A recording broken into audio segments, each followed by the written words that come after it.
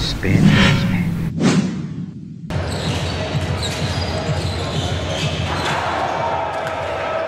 Pre, ano tingin mo sa draft? Medyo malalaki. Tingin mo aabot ka? Sa tingin ko, di ko alam eh.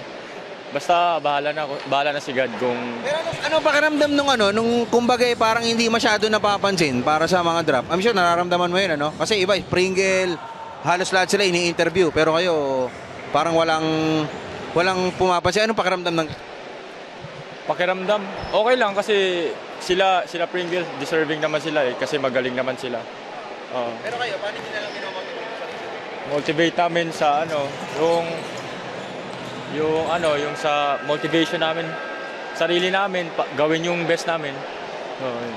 Pero tingin mo, kaya mo rin mo kayo sa kanila Pag nabigyan ako ng chance, siguro kaya naman. Opo. Nakailang points ka ngayon? Siguro mga 10 up. Ganun po. Tingin mo, napansin nyo? Siguro napansin, hindi ko po alam. Sana napansin nila. Saan ka naglaro? Sa STI College.